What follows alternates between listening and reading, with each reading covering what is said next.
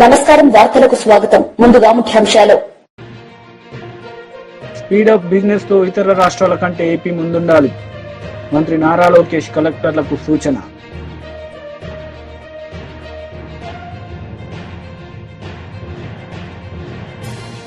మాజీ మంత్రి Harish Rao press meet CM Revanth రెడ్డిపై fire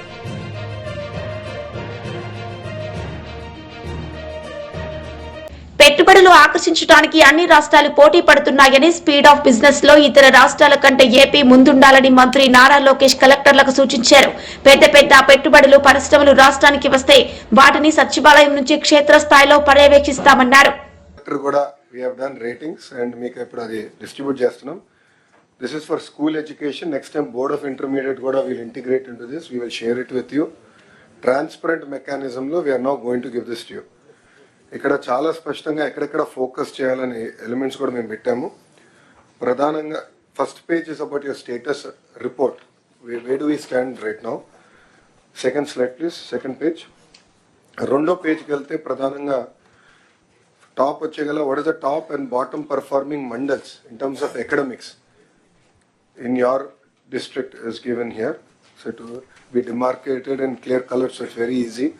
Plus akkada next 4 years 5 years okokka what is the progression that is expected. So meer chuste mee table ki the clear targets to collectors on the progression that is expected in terms of academic performance. Same exercise has been done for school infrastructure also. And then bottom is the mandals with high and low number of schools below 15 enrollment. So enrollment is also our focus ganaka adi kuda pettam meeku ardhamayedanga chaala transparent ga meeku istam jarigindi. Last ki velte kuda meer chuste clear ga ikkada maniki dropouts ekkada unnaru. This is not dropouts, this is a drop box. No, it's not drop box, right? What do you call it? Drop box. Drop box లో convenient గా ఏం చేస్తున్నారంటే మాకు విద్యార్థులు ఎక్కడున్నారో మనకు తెలియాలండి. ప్రభుత్వ మన స్కూల్లో ఉన్నారా ప్రైవేట్ స్కూల్లో ఉన్నారని తెలియాల్సిన అవసరం ఉంది. కన్వీనియంట్ గా కొంతమంది పిల్లల్ని డ్రాప్ బాక్స్ లో పెడుతున్నారు. సో వాళ్ళు డ్రాప్ అవుట్ అవుతారో లేదో మాకు తెలియట్లేదు. సీఎం గారి డైరెక్షన్ నాకు no dropouts, 0 dropouts. అదంటే మేము చాలా సిస్టమేటిక్ గా ఆ డ్రాప్ బాక్స్ అనేది ఎక్కడ ఉండకూడదు. It should be clearly either in the private school all government school and the entire movement also should be clear. So ఇక్కడ ప్రధానంగా ఏంటంటే ఎక్కడెక్కడ మీకు ఫోకస్ చేయాలి, జెండర్ రిలేటెడ్ ఇష్యూస్ కూడా ఎక్కడెక్కడ మీరు ఫోకస్ చేయాలి, జెండర్ ట్రెండ్స్ ఎక్కడ ఫోకస్ చేయాలి, ఇదంతా కూడా మీకు ఒక రిపోర్ట్ కార్డ్ లాగా ఇచ్చాము. This and it will not change immediately. So next collector conference కనుక it will not change. But I request all collectors to focus on economics and infra and క్లియర్గా first next 100 days action plan ఏదైతే secretary గారు చెప్పారో అందరం కూడా దానిపైన చాలా focus చేయాలి. దీంతో పాటు my request is mid day meals quality. So గౌరవ ముఖ్యమంత్రి గారు కూడా మన బాపట్లకు వచ్చినప్పుడు పిల్లలు తినే మిడ్ డే మీల్ కూడా గౌరవ ముఖ్యమంత్రి గారు చూశారు, ఆయన కూడా భోంచేశారు. దాంట్లో చాలా స్పష్టంగా న్యూట్రిషన్ వాల్యూ ఇంప్రూవ్ చేయాలి అనేది సార్ డైరెక్షన్. సో మీకు వెసులుబాట కల్పించాం. లోకల్ మెన్యూస్ కూడా మీరు తయారు చేసినానికి గతంలోనే we did a huge programme around it. So please ensure that nutrition is maintained and గౌరవ ముఖ్యమంత్రి గారు కూడా payments as far as mid day meal streamline చేయమని మాకు ఇప్పటికీ చెప్తాం జరిగింది.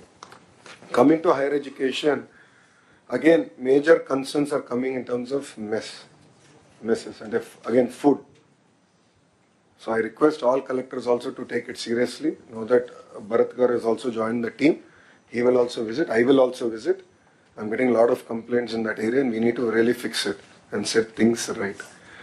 Hostels kuda sanitation maintenance of hostels in higher education is also a major concern. Even Ram Charan ఉపాసన దంపతులకు గత ఏడాది జూన్ 20న క్లీన్ కారా జన్మించింది. అయితే తమ కూతురి విషయంలో ఎంతో గోప్యత పాటిస్తున్నారు. గ్లోబల్ స్టార్ కపుల్ తమ బిడ్డకు సంబంధించిన వివరాలు, ఫోటోస్, వీడియోస్ బయటికి రాకుండా మెగా ఫ్యామిలీ జాగ్రత్తలు తీసుకుంటుంది. అయితే ఎట్టకేలకు మెగా ప్రిన్సెస్ క్లీన్ కారా కొనిదల ఫోటోను షేర్ చేసింది ఉపాసన రామ్ చరణ్. ఉపాసన దంపతుల గారాల పట్టి క్లీన్ కారా గుడికి వెళ్లింది. తన తాతయ్యతో కలిసి అపోలో ఆసుపత్రిలో ఉన్న శ్రీ వెంకటేశ్వర స్వామి ఆలయాన్ని దర్శించుకుంది. ఈ విషయాన్ని ఉపాసన సోషల్ మీడియా ద్వారా వెల్లడించింది. మాజీ మంత్రి జోగి రమేష్ మీడియా సమావేశం నిర్వహించారు. ఈ సందర్భంగా పలు అంశాలపై ఆయన మాట్లాడారు.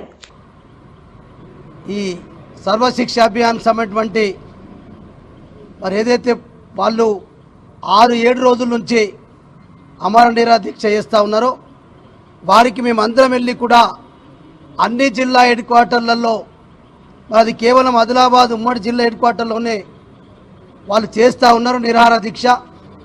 దానికి బీఆర్ఎస్ పార్టీ సంపూర్ణ మద్దతు తెలియజేసినాం. అట్లనే మీరు కూడా రేపు వారికి గతంలో ఏదైతే ముఖ్యమంత్రి కాకముందు మరి రేవంత్ రెడ్డి గారు పిసిసి అధ్యక్షుని హోదాలో అది నల్గొండలో కానీ వరంగల్లో వాళ్ళ సమావేశానికి వెళ్ళి వారికి హామీ ఇవ్వడం జరిగింది. దాన్ని తప్పకుండా మరి ముఖ్యమంత్రి కాకముందు అయితే పిసిసి అధ్యక్షుని హోదాలో మా ప్రభుత్వం వస్తే తప్పకుండా ఛాయ్ తాగే అంటే వ్యవధిలోనే ఇట్లా ఛాయ్ తాగుతాం, ఇట్లా మీకు ఆర్డర్ ఇచ్చేస్తామని చెప్పారు. దాంతోపాటు ఇలా ఆశా వర్కర్ల పైన కూడా లోకల్లో జరుగుతున్నటువంటి వారిని మరి వాళ్ళు రావడం మా దగ్గరికి మరి జిల్లా పార్టీ అధ్యక్షునిగా మిగతా జిల్లాలకు కూడా వాళ్ళు వచ్చి మాకు వినతి పత్రాలు ఇచ్చారు. తప్పకుండా మీరు కేటీ రామారావు గారికి మీ పార్టీ పరంగా మాకు పూర్తిగా అసెంబ్లీలో లేవనెత్తాలి. మా నాయకురాళ్లపైన కూడా అమానుషంగా పోలీసులు మరి లాఠీ చార్జ్ చేసి మహిళలను కూడా చూడకుండా మరి అఘాయిత్యాలు చేసినటువంటి విషయాన్ని కూడా అన్ని పత్రికల టీవీలు వచ్చినాయి, మా దగ్గర కూడా వచ్చిన. ఖచ్చితంగా మీరు వారి పట్ల కూడా స్పందించాలని చెప్పినాం. అట్లనే ఆదిలాబాద్లో గతంలో మరి ఏదైతే మేము మరి అనేక సంవత్సరాల నుంచి అక్కడ సిమెంట్ ఫ్యాక్టరీ అయితేనేంది, రైల్వే గురించి అయితేంది, ఇవన్నీ కూడా గతంలో వీళ్ళు ఎన్నికలప్పుడు మరి హామీ ఇచ్చిండ్రు. వీళ్ళ చేతిలో లేకపోయినా మేము ఖచ్చితంగా రాష్ట్ర ప్రభుత్వం ఆధీనం తీసుకొని ఆదిలాబాద్ ఉన్నటువంటి సిమెంట్ కార్పొరేషన్ ఆఫ్ ఇండియా కానీ అట్లనే Armoor to Adilabad railway line కూడా తప్పకుండా కేంద్ర ప్రభుత్వం వాటా కట్టకపోయినా రాష్ట్ర ప్రభుత్వం మొత్తం కట్టి మేము చేస్తామని చెప్పి ఆనాడు ప్రతిపక్షం కాంగ్రెస్ పార్టీ హామీ ఇచ్చారు. కాబట్టి ఇవన్నీ చాలా ముఖ్యమైన సమస్యలు ఉన్నాయి. ఇవన్నిటి కూడా ఖచ్చితంగా మీరు అసెంబ్లీలో లేవనెత్తాలని చెప్పి వారికి మేమందరం కలిసి మరి విజ్ఞాపన పత్రాన్ని ఇవ్వడం జరిగింది. దాంతోపాటు రేపు మీ అసెంబ్లీ సమావేశాల తర్వాత ఆదిలాబాద్ జిల్లా ఏదో అక్కడ అందరూ నాయకులు పార్టీ వలస వెళ్ళిండ్రు, మరి మీరు ఆదిలాబాద్లో పార్టీ వాళ్ళు వెళ్ళిన తర్వాతనే ఇంకా బలోపేతమైంది. మీరు తప్పకుండా ఆదిలాబాద్ జిల్లా ఎట్లయితే గతంలో మీరు సమావేశానికి వచ్చారో రేపు మిగిలినటువంటి నిర్మల్ కానీ అట్లనే ఆసిఫాబాద్ కానీ మంచిర్యాల జిల్లాలో కూడా మీరు ఖచ్చితంగా పార్టీ కార్యకర్తల యొక్క సమావేశానికి టైం ఇవ్వని చెప్పినాం. మా పార్టీ కార్యకర్తలు ఇక్కడికి రావడానికి సిద్ధంగా ఉన్నారు. మీరు దయచేసి మా జిల్లా హెడ్ క్వార్టర్లకు వస్తే ముఖ్యమైనటువంటి కార్యకర్తలతోటి నాయకులతోటి కూడా పెద్ద ఎత్తున సమావేశాలు పెడతాం. ఎందుకంటే ఇప్పుడు ఈ రైతు భరోసా, రైతు బంధు, మిగతా అనేకమైనటువంటి ఏదైతే మహాలక్ష్మి అన్ని 6 గ్యారెంటీలతో పాటు 420 హామీల పట్ల మేము రోజు జిల్లాల వారీగా కార్యక్రమాలు చేస్తా ఉన్నాం.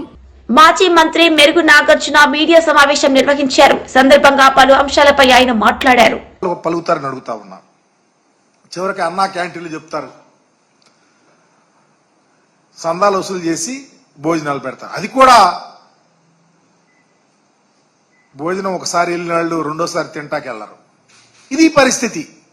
దీనికి మేమేదో భోజనాలు పెడతా ఉన్నారని ఇంత దయనీయమైనటువంటి పరిస్థితిలో మీ పరిపాలన ఉంటే చివరికి పేదలు, వృద్ధులు, వికలాంగులు, వితంతువులు, మహిళలు పెన్షన్ని దాదాపు 66,34,000 పెన్షన్లు మేము అప్పుడు ఇస్తా ఉంటే దాన్ని 63 లక్షలు కుదించారు. కలెక్టర్ కాన్ఫరెన్స్ లో స్వయాన మీ మంత్రి చెబుతున్నాడు 10 లక్షలు పెన్షన్లు తీసేయాలని. అంటే పేద ప్రజలు వీటి మీద ఆధారపడి బ్రతికే ప్రజల యొక్క పట్టుకొట్టడానికినా? దానివల్ల దరిదాపు నెలకు దరిదాపు 400 కోట్లు మీరు కట్ చేయటం వల్ల డబ్బులు వస్తాయి. దీని మేర సంవత్సరానికి 4,800 కోట్లు మీరు మిగిల్చుకోవటానికి, అంటే పేద ప్రజలకు ఇచ్చే పెన్షన్. జగన్మోహన్ రెడ్డి గారు చాలా దాతృత్వంతో ఈ సమాజంలో ఉన్నటువంటి పేదల రకరకాలు వృద్ధులు, వికలాంగులు, మహిళలు, నిరుద్యోగులు, వెధవరాండ్రు వీళ్ళందరికీ సహాయం చేస్తా ఉంటే వాటిని కట్ చేసి మీరు డబ్బు సంపాదించాలని చూస్తే ఈ సమాజం ఏమనుకుంటుంది, ఎక్కడికి పోతుంది, దానికి ఏం సమాధానం చెప్పగలుగుతారు? ఇదేనా పరిపాలన అంటే? మీరు ఇచ్చే ట్విస్ట్కి ఇదేనా అకౌంటబిలిటీ ఎక్కడుందని అడుగుతా ఉన్నా. ఈరోజు మీరు ఎన్నికల ముందు చెప్పారు, ప్రతి ఇంటికి వెళ్ళారు, సూపర్ 6 అన్నారు. మీ ఇంటికే ప్రతి ఇంటికి అది ఇస్తా, వచ్చిన వాళ్ళకి ఏజ్ని బట్టి మభ్య పెట్టారు. చివరికి స్కూల్కి వెళ్లే పిల్లలకు 15,000 రూపాయలు ఇస్తారంటే దాన్ని గాలికి వదిలేశారు. రాష్ట్రంలో దరిదాపు 83 లక్షల మంది పిల్లలుంటే ఏటా 12,450 కోట్ల రూపాయలు ఆ పిల్లలకు ఇవ్వాల్సి వస్తే మరి ఈరోజు ఒక్క పైసా ఇవ్వాల. ఇది పరిపాలన? ఇది ప్రజలను మోసం చేయటం కాదా అని అడుగుతా ఉన్నాం. ఇకపోతే ఈరోజు చూస్తా ఉన్నాం, రాష్ట్రంలో ప్రజలకు అన్నం పెట్టే రైతు సుభిక్షంగా ఉంటే ఆ రాష్ట్రం సుభిక్షంగా ఉంటుందని గొప్ప పరిపాలన చేసినటువంటి మహనీయుడు డాక్టర్ రాజశేఖర రెడ్డి గారు. మా నాయకుడు జగన్మోహన్ రెడ్డి గారు రైతు బాగుండాలని ఒక గొప్ప ఆలోచనతో ముందుగా వ్యవసాయ తరుణంలో 12,500 రూపాయలు ఇస్తారని చెప్పి 13,500 రూపాయలు ఇచ్చి వ్యవసాయ తరుణంలో రైతును సమాయత్తం చేస్తే అప్పుడు మీరేమన్నారు? లేదు జగన్ ఇస్తుంది 7,500, 6,000 రూపాయలు కేంద్ర ప్రభుత్వం ఇస్తుంది అన్నారు. సరే, ఇవి కాకుండా మీరు 20,000 రూపాయలు పంట వేసుకునేటప్పుడు ఇస్తారన్నటువంటి పరిస్థితి, కేంద్ర ప్రభుత్వం ఇస్తున్న డబ్బులు కాకుండా 20,000 ఇస్తారని ప్రజలను మోసం చేసి ఎన్నికలప్పుడు మీరు ఇస్తే ఈరోజు ఖరీఫ్ అయిపోయింది, రబీ అయిపోయింది. ఒక్క రైతు అకౌంట్ లో పైసా వేయిపోతే గిలగిల్లాడిపోతా ఉంటే రైతు సంక్షేమానికి పెద్దపీట వేసినట్ట, వ్యవసాయం దండగాని చెప్పిన మీ మాటను నిలబెట్టుకున్నట్ట సమాధానం చెప్పమని అడుగుతా ఉన్నాం. అందుకనే ఈ రోజు రాష్ట్ర వ్యాప్తంగా ఏపీ ఇంటర్మీడియట్ పరీక్ష షెడ్యూల్ విడుదలైంది. వచ్చే ఏడాది మార్చి 1వ తేదీ నుంచి 19వ తేదీ వరకు ఇంటర్ మొదటి సంవత్సరం పరీక్షలు కొనసాగనున్నాయని విద్యాశాఖ తెలిపింది. అలాగే మార్చి 3వ తేదీ నుంచి 20వ తేదీ వరకు ఇంటర్ 2వ సంవత్సరం పరీక్షలు నిర్వహిస్తున్నట్లు తెలిపింది. సందర్భంగా పరీక్ష షెడ్యూల్ ను విడుదల చేసిన విద్యాశాఖ మంత్రి నారా లోకేష్ పరీక్షలు రాసే విద్యార్థులందరికీ ఆల్ ది బెస్ట్ చెప్పారు. TDP leader Marreddy Srinivasa Reddy media సమావేశం నిర్వహించారు. ఈ సందర్భంగా ఆయన మాజీ సీఎం జగన్ పై మండిపడ్డారు. నిజత్వాన్ని బయట పెట్టుకొని వాళ్లకున్నటువంటి గుణం ఏదైతే ఉందో ఈ రాష్ట్రంలో వ్యవసాయం పట్ల, రైతుల పట్ల వాళ్ళ ఆలోచన ఏమైతే ఉందో దాన్ని వ్యక్తీకరిస్తూ ఉన్నారు. అరేరే, నిన్న ప్రెస్ మీట్ పెట్టి వాళ్ళ ఆక్రోశం వెళ్ళగక్కుతా ఉన్నారు. వాళ్ళు కడుపు మంటని వెళ్ళగక్కుతా ఉన్నారు. వాళ్లే స్వయంగా చెప్తున్నారు, కడుపు మండిపోతా ఉంది, కళ్ళల్లో నిప్పులు పోసుకున్నట్టుంది, గుండె తరుక్కుపోతున్నట్టుంది, రైతులు ఇంత ఆనందంగా ఉండటం ఏంటి, ఇది మేము చూడలేకపోతున్నాము అనేటువంటి భాష వ్యక్తీకరిస్తూ ఉన్నటువంటి పరిస్థితిని మనం మీడియాలో చూస్తూ ఉన్నాం. విత్తనం నుంచి విక్రయం వరకు గత 5 సంవత్సరాలుగా విత్తనం నుంచి విక్రయం వరకు అడుగడుగున రైతును దగా చేసినటువంటి జగన్మోహన్ రెడ్డి ప్రభుత్వం ఈరోజు రైతులకు అన్యాయం జరిగింది, అన్నదాతకు అండగా ఉంటాము, అందుకని బజార్కు వస్తాము, 13వ తేదీన అన్ని జిల్లా కేంద్రాల్లో కూడా కార్యక్రమాలు నిర్వహిస్తామని చెప్పి చెప్తా ఉన్నారు. నిజంగా రైతుల దగ్గరకు పోయి ఈ మాట చెప్పి నీ పార్టీలో ఉన్న రైతులైనా సరే నువ్వు బజారుకు తేగలిగితే జగన్ రెడ్డి అండ్ బృందం గుడ్. కానీ గుర్తుపెట్టుకోండి, మీరు నిరసన కార్యక్రమం పేరుతోటి ఈరోజు రైతాంగానికి జరుగుతున్నటువంటి మేలుని ఆపటానికి ప్రయత్నం చేస్తే మీ మెడలో చెప్పులు దండలు పడటం ఖాయం. మీరు రైతుల దగ్గరికి వెళితే మీకు జరిగే సన్మానం అదే. దాన్ని గుర్తుపెట్టుకోండి. గత 5 సంవత్సరాలుగా రైతులు కోల్పోయినటువంటి, రైతులు నష్టపోయినటువంటి విషయాలు ఏవైతే ఉన్నాయో అవన్నీ తిరిగి ఈరోజు గాడిని పెట్టేదానికోసం కూటమి ప్రభుత్వం రైతు గెలవాలి, వ్యవసాయం నిలవాలి అనేటువంటి మహాసంకల్పంతో మాన్యశ్రీ చంద్రబాబు నాయుడు గారు ఏమైతే చేస్తూ ఉన్నారో, రైతుని రాజుగా చూడాలి అనేటువంటి సంకల్పం ఏదైతే ఉందో, విజన్ 2047లో ఆ డాక్యుమెంటరీలో రైతాంగం యొక్క ఆలోచన ఏ విధంగా ఉందో, రైతాంగం పట్ల ప్రభుత్వం యొక్క ఆలోచన ఏ విధంగా ఉందో తెలియజేసేటువంటి పరిస్థితి, పరిణామం నడుస్తూ ఉంటే ఈరోజు రైతాంగాన్ని ఆ నష్టపోయినటువంటి వాటిని తిరిగి పూడ్చేటువంటి క్రమం ప్రారంభిస్తూ ఉంటే మాజీ మంత్రి హరీష్ రావు మీడియా సమావేశం నిర్వహించారు. సందర్భంగా సీఎం రేవంత్ రెడ్డిపై విమర్శలు చేశారు. మా సీనియర్ మాజీ మంత్రివర్యులు శాసనసభ్యురాలు సబితా ఇంద్రారెడ్డి గారు, మాజీ మంత్రి సత్యవతి రాథోడ్ ఎమ్మెల్సీ గారు, తాండూరులో పిల్లలకు ఫుడ్ పాయిజన్ అయింది, ఆసుపత్రిలో ఆగమాగం ఉన్నారు పిల్లలు, ప్రాణాపాయ స్థితిలో ఉన్నారు పిల్లలు, ఆ పిల్లల్ని చూడ్డానికి వెళ్తాము, ఆ పిల్లల్ని పరామర్శించడానికి వెళ్తామంటే సబితా ఇంద్రారెడ్డి గారిని, సత్యవతి రాథోడ్ గారిని వికారాబాద్లో అరెస్ట్ చేశారు. అంత మంచిగా ఉంటే అరెస్ట్లు ఎందుకు అంటున్నా. నీ పని చక్కగా ఉంటే, నువ్వు అన్నం చక్కగా పెడితే, పిల్లలు మంచిగా ఉంటే ఎందుకు భయపడుతున్నావు రేవంత్ రెడ్డి? ఎందుకు ఎమ్మెల్యేలను ఎమ్మెల్సీలను అరెస్ట్ చేస్తా ఉన్నావు?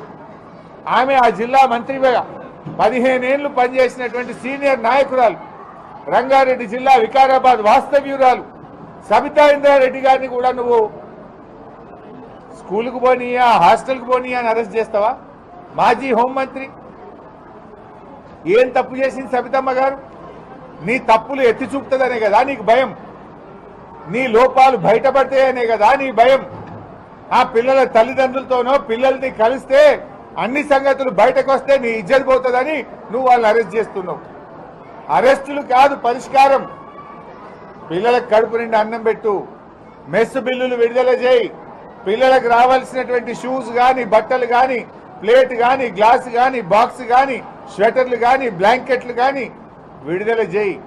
అవుట్ సోర్సింగ్ ఉద్యోగులకు వెంటనే వేతనాలు ఇవ్వు. చాలా చోట్ల కిరాయిలు రాలేదు. ఎస్సీ గురుకుల పాఠశాలలకు ఏడాదిగా ఇంతవరకు కిరాయిలు కూడా రాని పరిస్థితి ఉన్నది. వాటి కిరాయిలు వెంటనే చెల్లించండి, లేదంటే మొన్న మైనార్టీ స్కూళ్లకు తాళాలు వేసినట్టు ఓనర్లు ఎస్సీ గురుకులాలకు కూడా తాళాలు వేసే ప్రమాదం ఉన్నది. నువ్వేమన్నావు? విద్యాశాఖ నా దగ్గరనే ఉన్నది, బాగా ఉద్ధరిస్తా అన్నావు. విద్యాశాఖ నీదే, సాంఘిక సంక్షేమ శాఖ నీదే, గిరిజన శాఖ నీదే, మైనార్టీ శాఖ నీదే. అన్ని శాఖలు నీ దగ్గరనే ఉన్నాయి. నీ దగ్గర ఉన్న శాఖల్లోనే ఇంత అధ్వాన్నమైనటువంటి పరిస్థితి ఉన్నది. ఏమైనా రేవంత్ రెడ్డి ఒక్కనాడు ఒక హాస్టల్లో పోయి బుక్కడి అన్నం తిన్నావా? ఒక ఎస్సీ ఎస్టీ హాస్టల్కి పోయి పరామర్శించినావా? నీకు టైం దొరుకుతుందా? రేవంత్ రెడ్డి గారు ఆ రోజు ప్రతిపక్షంలో ఉన్నప్పుడు తెగ రెచ్చిపోయి మాట్లాడినావు. మరి అలా కుర్చీలో కూర్చోగానే, గద్దెనెక్కంగానే మా ఎస్సీలు, మా ఎస్టీలు, మా బీసీలు, మా మైనార్టీలను ఎందుకు మర్చిపోయినావు అని అడుగుతా ఉన్నా. నువ్వే ముఖ్యమంత్రివి, నువ్వే ఆ శాఖ మంత్రివి, అయినా ఆ పిల్లల్ని పట్టించుకోక పిల్లల్ని గోస ఉంచుకుంటా ఉన్నావు. నేను ఇప్పుడు పిల్లల్ని అడిగిన, ఆదివారం నాడు ఇడ్లీ పెడుతుండ్రు కానీ చట్నీ పెట్టలేరు సార్, ఉత్తరే సాంబార్ పోస్తుండ్రు అన్నారు. వార్డెన్ ఏమని అందామంటే ఆల్రెడీ 6 నెలలు ఉద్దరలు నడుపుతున్నాడు ఆయన. నేనేమనాలా వార్డెన్? 6 నెలలు ఉద్దరల సంసారం నడిపి సొంత పైసలు పెట్టిన వార్డెన్ నేను ఏమని అనాలి? తప్పు ప్రభుత్వం దగ్గర ఉంది, తప్పు రేవంత్ రెడ్డి దగ్గర ఉన్నది. ఇవాళ ఉద్యోగులను ఎందుకు బలి చేయాలి? ఉద్యోగులు ఏం తప్పు చేసినారు? నువ్వు సరిగ్గా పైసలు ఇస్తే వాళ్ళు కడుపు నిండి అన్నం పెడతారు కదా, నువ్వు తువ్వాలలు ఇస్తే వాళ్ళు పిల్లలకు ఇస్తారు కదా, నువ్వు షెటర్లు బ్లాంకెట్లు ఇస్తే పిల్లలకు ఇస్తారు కదా, ఇయ్యకుండా నువ్వు ఎమ్మెల్సీ పర్వతరెడ్డి మీడియా సమావేశం నిర్వహించారు. ఈ సందర్భంగా పలు అంశాలపై ఆయన మాట్లాడారు. చంద్రబాబు గారు ఎంత పచ్చిగా ఉద్యోగస్తులను కానీ అన్ని వర్గాలని కూడా దగా చేస్తున్నారన్నది వాస్తవాలు ప్రజలు తెలుసుకోవాలి. సూపర్ 6 హామీలు అని చెప్పి ఈరోజు పేద ప్రజలందరినీ సుమారుగా 1.40 లక్షల కుటుంబాలు అన్నింటినీ కూడా రోడ్డున పడేసినటువంటి చరిత్ర. అదేవిధంగా వ్యాపారస్తులు కానీ, ఉద్యోగస్తులు కానీ, అలానే నిరుద్యోగులు కానీ వీరందరూ కూడా ఎంతో ఆశపడ్డారు. కొత్త ప్రభుత్వం వచ్చిన తర్వాత 20 లక్షల ఉద్యోగాలు తీసుకొని వస్తారని, అలానే నిరుద్యోగ భృతి తీసుకొని వస్తారని చాలామంది ఆశించారు.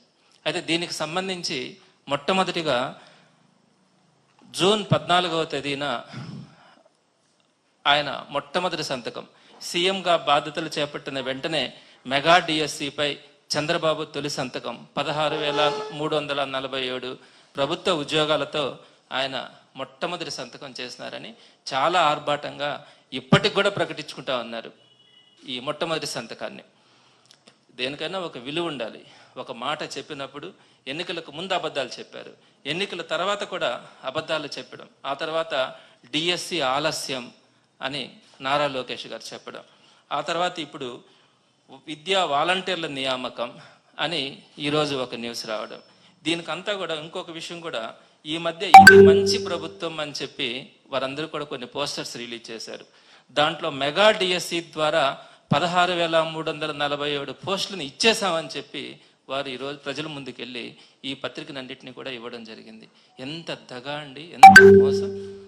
ప్రజల్ని మోసం చేసి అధికారంలోకి వచ్చిన తర్వాత కూడా మొట్టమొదటి సంతకం అని చెప్పి ఒక డిఎస్సి నోటిఫికేషన్ ఇచ్చి ఆ డిఎస్సి నోటిఫికేషన్ పోస్ట్ పోన్ కావడం, మళ్ళీ మేము ఉద్యోగాలు ఇచ్చామని ఇది మంచి ప్రభుత్వం అని ప్రకటించుకోవడం, ఇవన్నీ కూడా ప్రజల్ని మోసం చేసినటువంటి విధానాలే. దీనికి సంబంధించి కొన్ని వాస్తవాలు.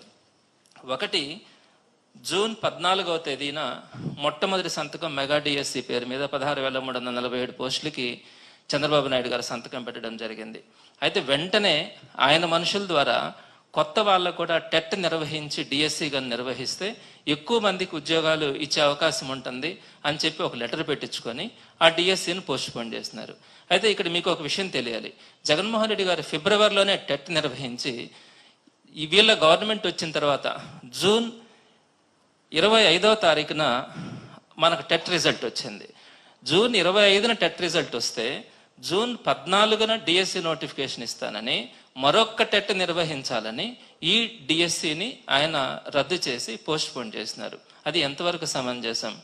ఆ తర్వాత సరే మరలా టెట్ నిర్వహించడానికి మరలా ఫిబ్రవరిలో మరలా ఆయన అక్టోబర్ 4వ తేదీన ఒక నోటిఫికేషన్ ఇవ్వడం, దానికి సంబంధించి నవంబర్లో రిజల్ట్ వచ్చింది. నవంబర్ 4వ తేదీన, నవంబర్ 4న రిజల్ట్ వచ్చిన తర్వాత నవంబర్ 6న మరలా డిఎస్సి నోటిఫికేషన్ ఇస్తామని చెప్పారు. అయితే ఆ వెంటనే మరలా ఎస్సీ వర్గీకరణ బిల్లు అడ్డంగా చూపించి మరలా డిఎస్సి నోటిఫికేషన్ పోస్ట్ పోన్మెంట్ అన్నారు. ఎప్పటి వరకు పోస్ట్ పోన్ చేస్తారు అంటే అది చెప్పలేము, దాని మీద ఒక కమిటీ వేస్తా ఉన్నాము, ఈ కమిటీ నివేదిక వచ్చిన తర్వాత ఈ డిఎస్సి నోటిఫికేషన్ వేస్తామన్నారు. ఆ కమిటీ నివేదిక ఎప్పుడు వస్తుంది అంటే 4 నెలలు పట్టొచ్చు, 6 నెలలు పట్టొచ్చు, సంవత్సరం కూడా పట్టొచ్చు అన్నారు. మరి ఈలోపు ఈ డిఎస్సి నోటిఫికేషన్కి ప్రిపేర్ అవుతున్నటువంటి ఈ లక్షల మంది విద్యార్థులకి ఏమని సమాధానం చెప్తారు? పైపెచ్చి ఈరోజు మళ్ళీ ఏం చెప్తా ఉన్నారు, ఈ వ్యాకన్సీస్ అన్నిటికీ సంబంధించి విద్యా వాలంటీర్స్ ని నియమిస్తామన్నారు. ఒకవేళ మీరు ఇప్పుడు వార్తలు ముగించే ముందు ముఖ్యాంశాలు మరోసారి. స్పీడప్ బిజినెస్ తో ఇతర రాష్ట్రాల కంటే ఏపీ ముందుండాలి. మంత్రి నారా లోకేష్ కలెక్టర్లకు సూచన.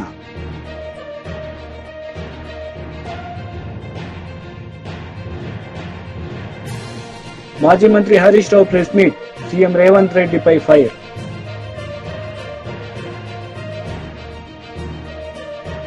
వార్తలు ఇంతటితో సమాప్తం. తిరిగి ప్రసారమయ్యే వార్తల్లో మళ్ళీ కలుద్దాం. అంతవరకు సెలవు. నమస్తే.